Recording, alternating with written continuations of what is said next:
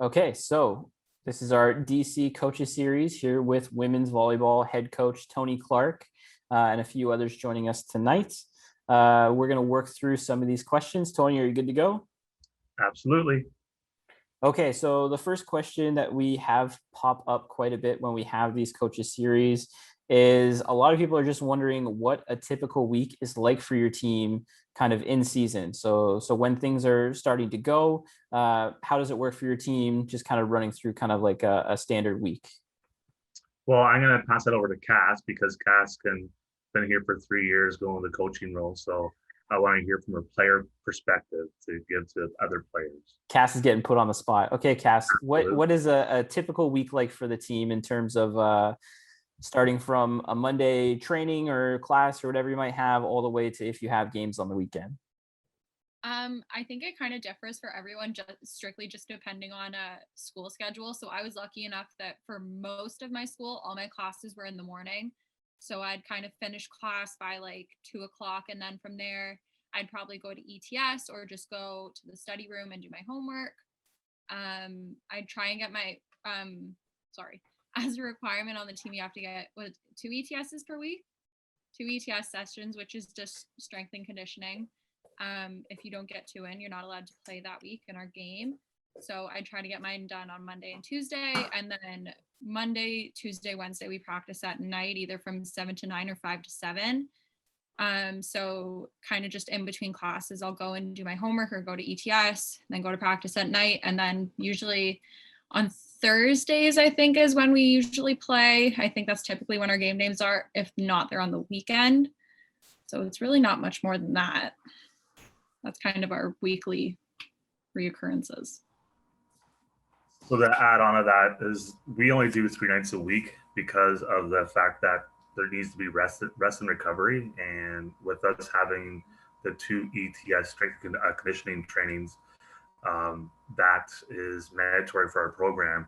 Having 5 nights a week or 5 days a week, some type of activity is, I think, good enough for the athletes because of the fact that they are students before they are athletes. So it's a good volleyball school balance that we have in place.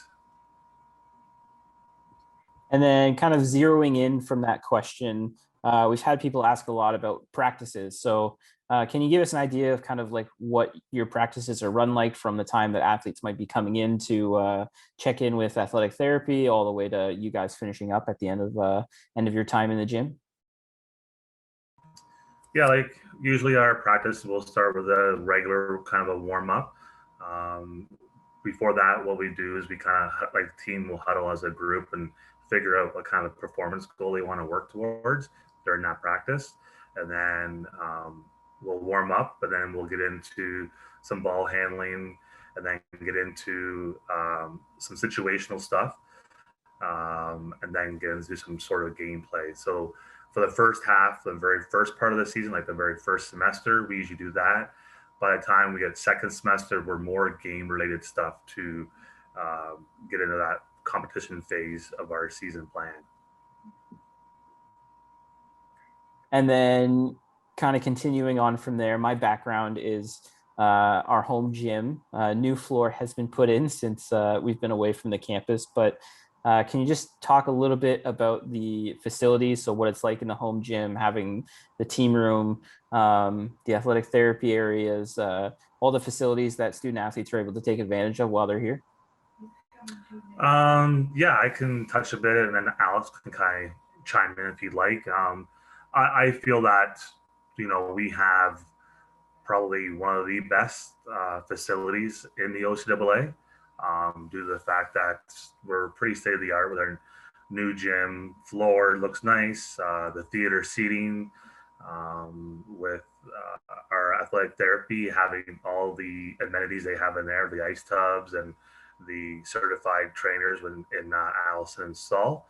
And then with our two student trainers that we have as well to ensure our athletes are, strong and staying safe, and making sure they have little things being taken care of, taping and stuff like that. Team room, the girls have made it like a home away from home. It's something that a lot of schools don't have. The girls, I don't know if someone want to pop in there, but unfortunately, Katie hasn't been part of that yet. But I think she's seen some of our facilities outside that are pretty good, and like they're amazing. And it's like an NCAA feel here, as opposed to just like a regular kind of like high school type thing. It's very professional looking, and stuff like that. So I don't know, Alex, you want to add anything to that? Am I missing anything? Alex was on mute, but Alex is here now. Yeah, no, Tony hit on a lot of key points. I would definitely compare our facilities and say they're on par with some of the bigger universities in Ontario. If you were to compare us against some of the more smaller colleges in the OCAA that we compete against. The gym's fantastic in terms of size around the court, the height of the ceiling.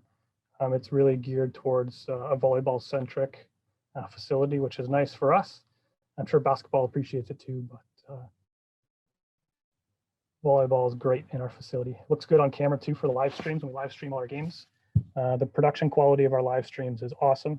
It's very similar to watching it on TV with the announcers. Every once in a while, we have games on Rogers TV too.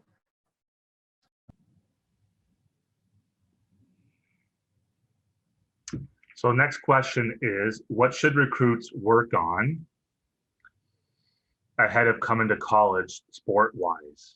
Katie, how about you answer that one?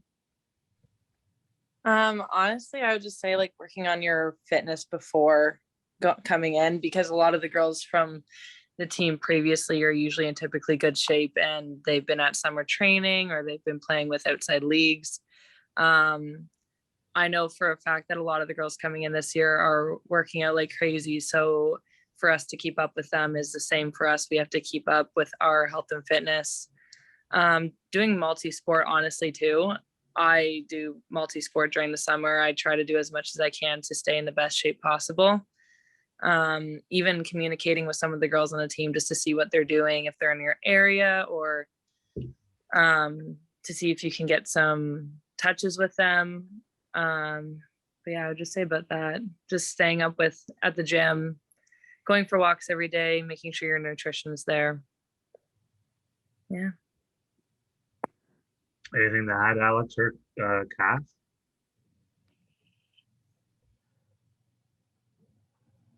Time management is a big one. Mm-hmm. For sure. So if you're doing multiple sports in high school, plus maybe club volleyball, plus regular homework, plus a part-time job or paper route or whatever, your chores at home, making sure that you're prepared to manage all the different things that you're going to have to take care of once you're no longer at home. We're of course here to support you no matter what and do our best to help you with that adjustment. But it can definitely be a little bit overwhelming in that first few weeks, where you all of a sudden have all the freedom in the world, and it's up to you to manage your time and make sure that you're getting your workouts in, making sure you're showing up to practice on time, making sure you're showing up to class, getting your assignments done, all that sort of stuff.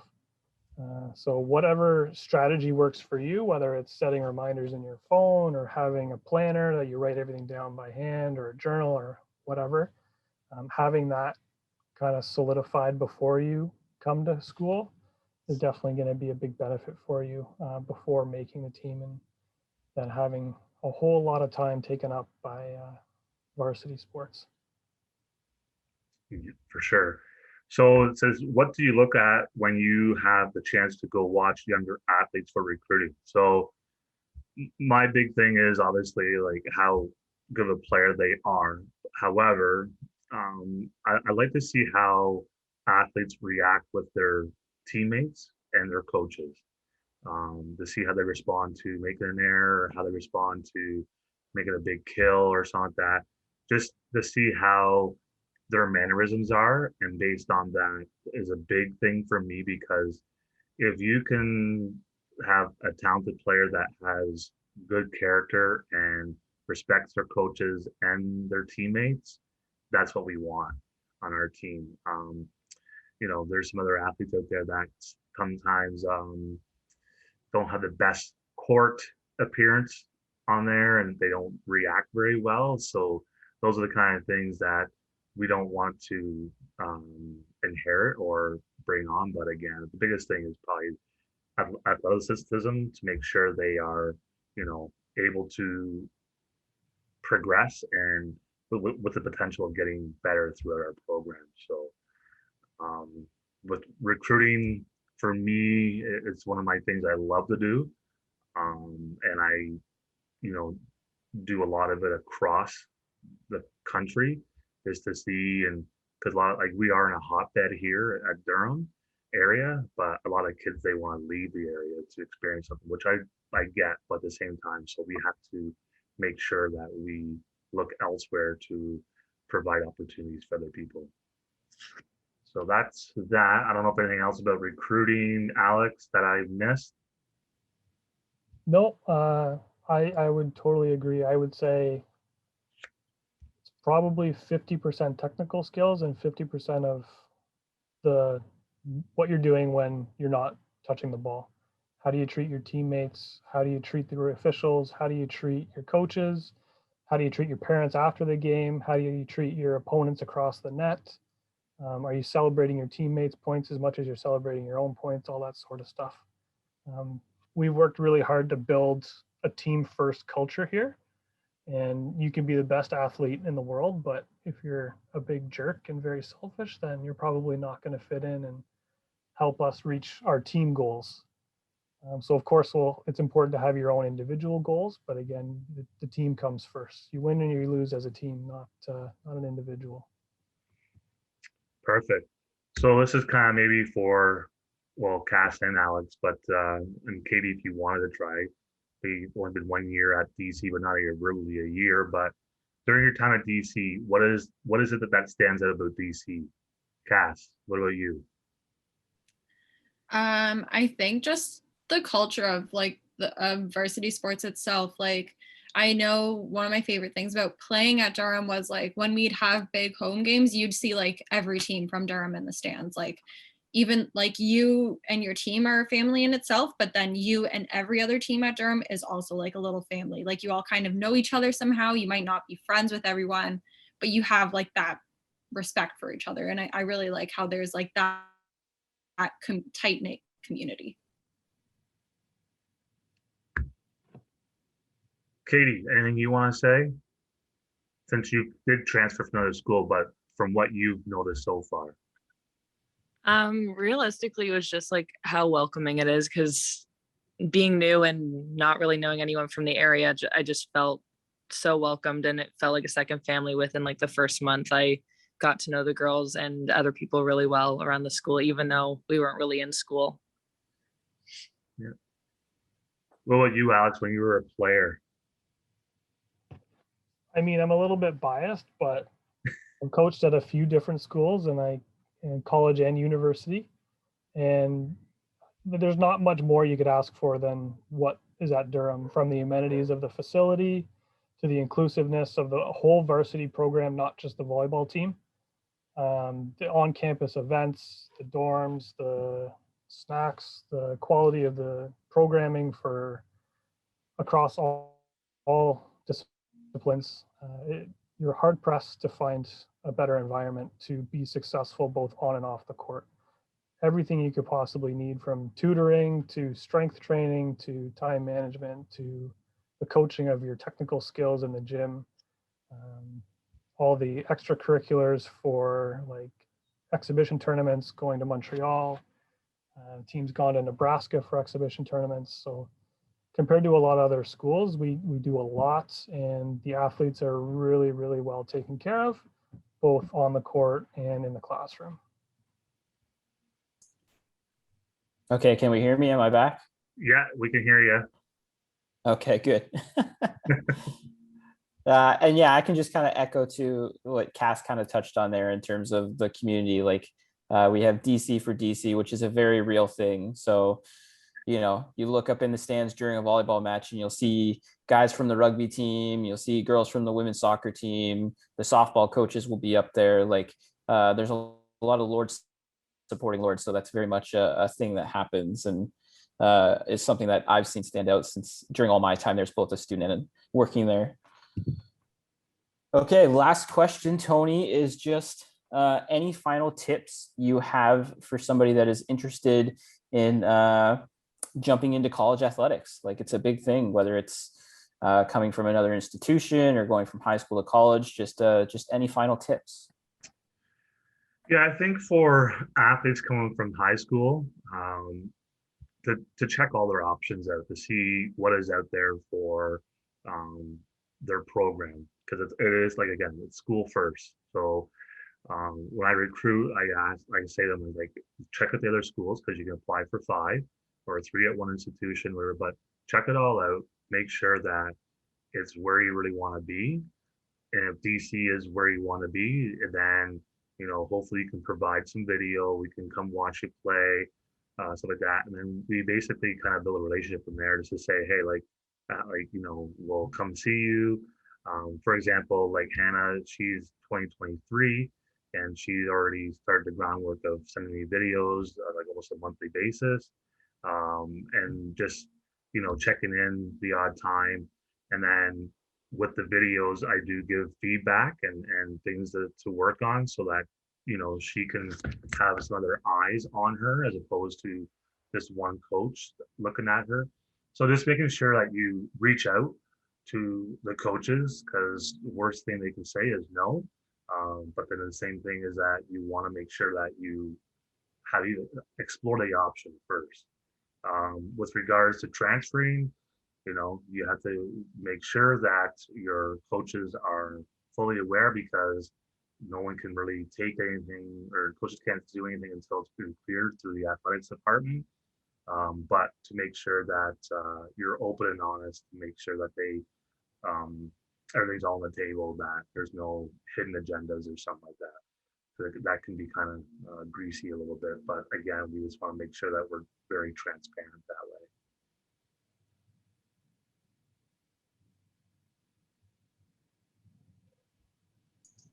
What about you, Cass? You made that transition. Do you have any final tips for somebody that's going to jump into college athletics? I think the biggest thing you should do is just, I think Tony kind of touched on it too, is just stay connected. Like, even if you're looking at one school, if you're looking at a bunch of schools, just stay in touch with, if you're going to play, keep in touch with the coach, because I know this is a big thing for Tony. If you don't reply to him and you don't stay in touch with him, he's not going to worry about you, because that shows that you're not dedicated. If you want to show that you're dedicated, reach out all the time, give them updates, reply on a timely manner. It doesn't have to be right away, but don't leave it for a week. But again, too, like, sorry, I don't know how to word this. Don't go somewhere because you think it'll be fun to go there. Go somewhere where you'll excel both in the classroom and on the court.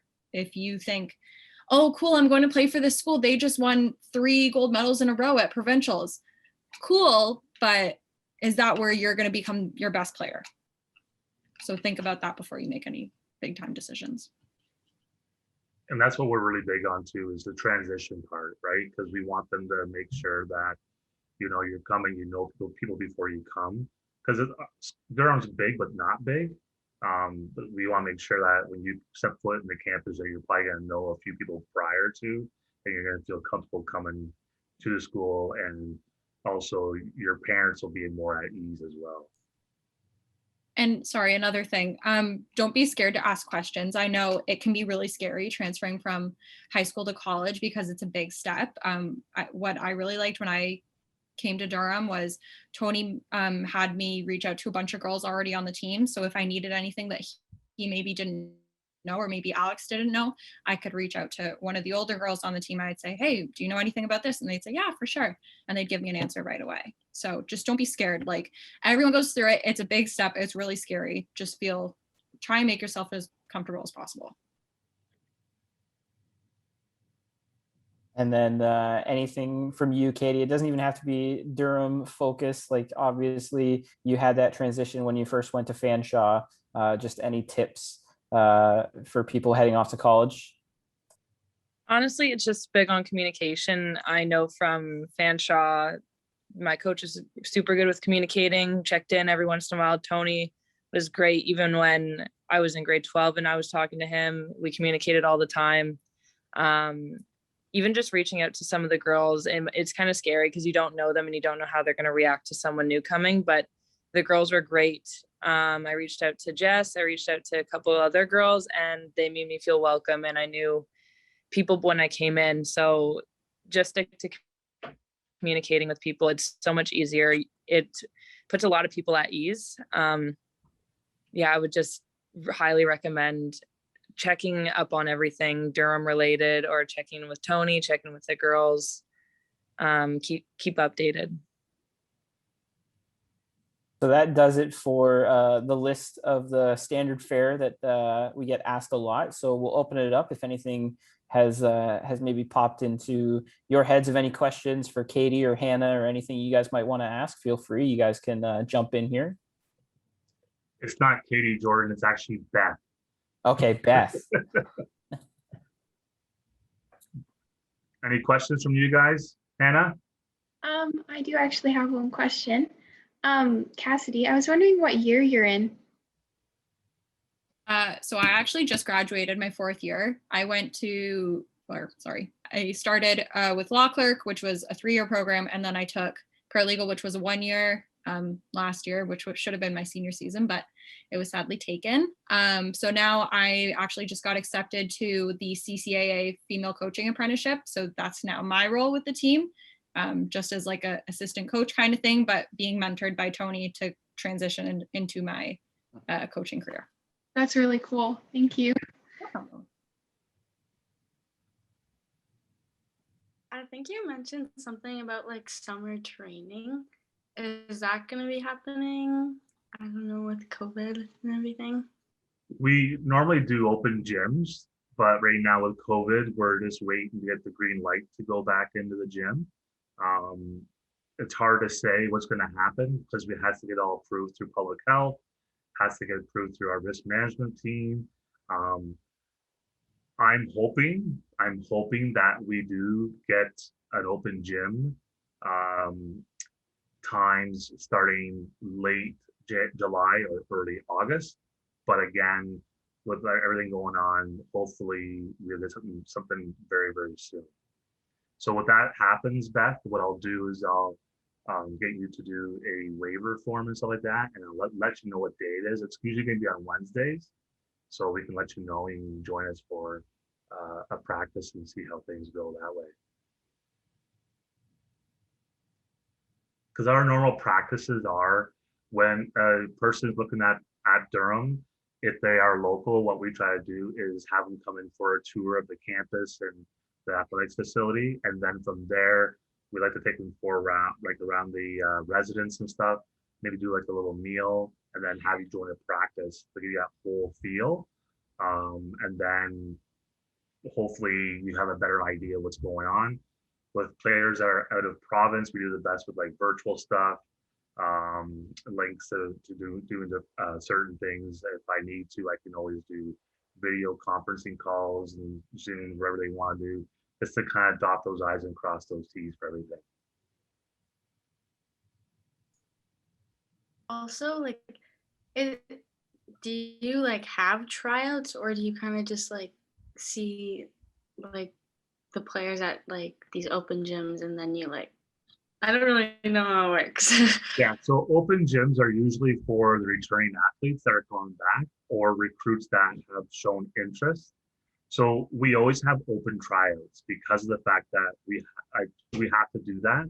But the thing is that we do recruit and we do try to find athletes prior, but there is other options to have walk-on players come out, but we have to do our due diligence by allowing a walk-on athlete to try out.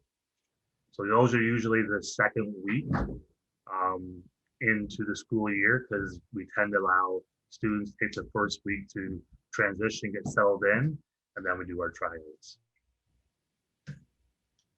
Good question. And as of right now, we're just currently waiting for the schedules to come out from the OCAA, the conference. So the winter sports schedules should be coming out hopefully in the next few weeks here. And then once that kind of comes out, we can set tryout dates, which will be advertised as well. So the tryout dates will be put up on the Durham Lords social media. It'll be put up on the website. So people will be able to find that information there for those dates and times as well.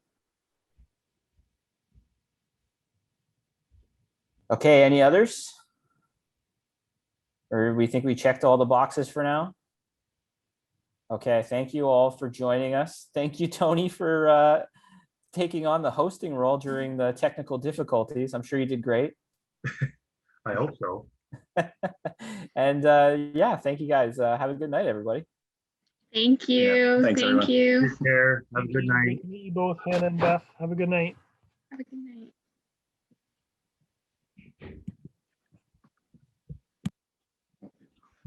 So yeah, you're recording.